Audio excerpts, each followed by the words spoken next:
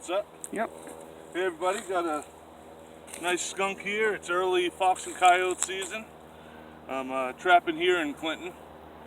Nice skunk. He's already dispatched. Took him out of the trap. Didn't want the blood all over the place.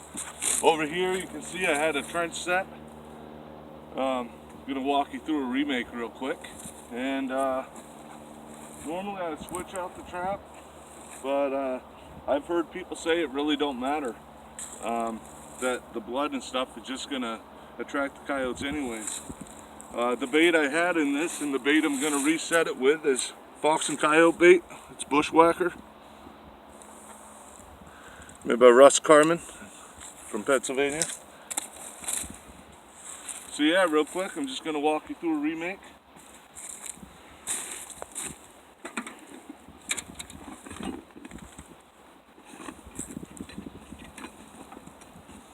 Now, if you guys aren't harvesting your skunk essence, man, you guys are missing out. You can get good money by the ounce for it. So it's definitely something you guys should be looking at. I'm not worried about this catch circle. This is going to do nothing but attract the animals. I'm probably not even going to do another trench set now that I think about it. Yeah, I got some blood on the trap. I really probably should switch it out, but like I said, other people saying you don't really need to, so we're gonna check it this time. Probably not gonna even rebait it. Just see what happens here. Get out around it and I'll rub some dirt on it possibly. You know, try to get what I can off, but not really gonna matter. Remember, the biggest thing is, especially when you're fox and coyote trapping, is you want to make sure that your trap is bedded properly. My wife is with me. This is her first time ever checking a trap line with me. It's her day off. She said she wanted to come out, which is awesome. Yeah, he did spray a little bit, but I'm sure I can still harvest some of that essence. And yeah, so remember, you want your pan as flat as possible. Put your finger under the jaws so that if it springs on you, you're not getting your fingers caught. Trust me, it hurts.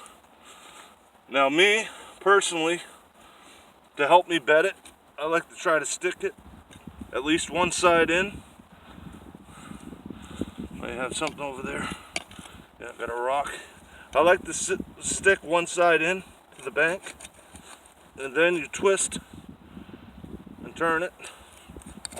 Make sure that trap is bedded solid. That rock out of there. This is where I push the dirt up underneath the levers here. Careful of that trap pan. Obviously don't want nothing under there. I start pushing around before I put my trap cover in. A lot of people will use the trap cover immediately. I want to make sure that's solid. All I do is I crinkle up some wax paper. I'm not worried about the skunk sitting, it's all over the place. I get some wax paper, throw it over there, place your jaw down. That rock out of here, don't need that. And push down on your jaws. And that's when you start packing some more.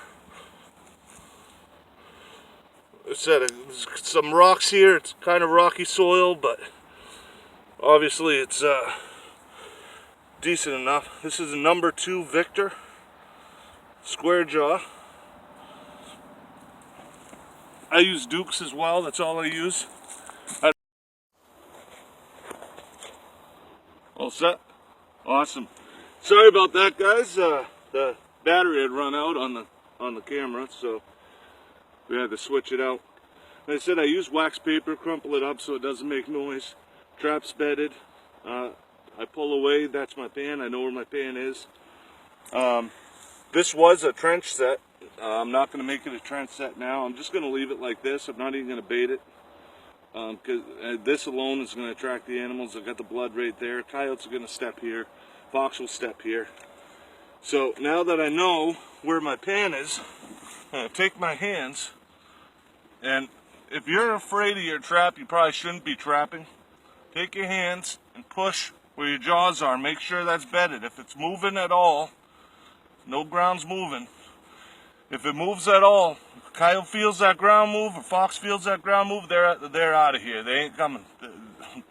So make sure it's bedded properly. It's bedded. Take your sifter. Make sure there's no large rocks or anything like that.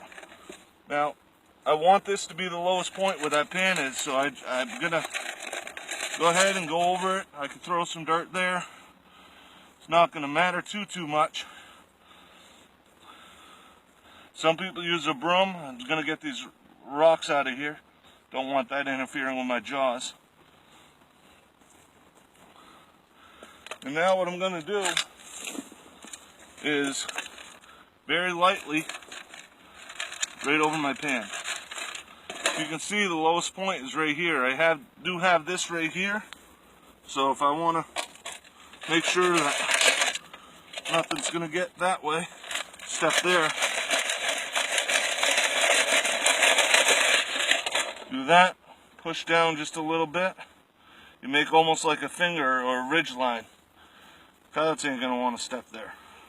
So the lowest point is right there where my pan is. That's pretty much a remake. Now what I like to do, right before I go, normally there's a kneeling pad and all that other crap. I have it. Skunk smell all over the place. I'll be alright. I like to take just a garden rake, a small little garden rake, where you see my fingerprints and stuff like that. Just come through, try to blend it in, just like everything else. So there's no prints, and all this is going to do is attract more coyotes, fox. They're going to step right in here. I can put a little corn husk here. They're going to want to smell, especially with this blood right here. So I can put stuff up here, kind of just block him in. But he's going to walk all the way around this, so it's really not going to matter. Your leftover dirt, throw it over your shoulder. You want to get one more picture of the skunk? Actually, you know what? I will one more time, just to show you guys, even though it's not necessary. Like I said, my pan's right there. I know where my pan is. I'll take my rebar.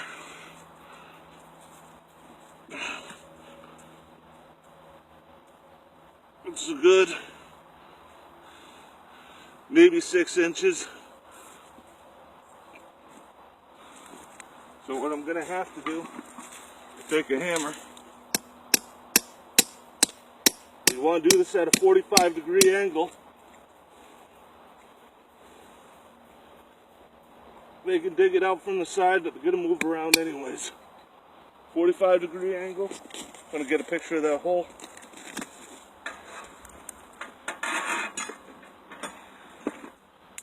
I have a stick I already carry in my bag. Once again, mix it up. The problem a lot of people have is they overbait. You don't need a shit ton. Just enough to get their attention.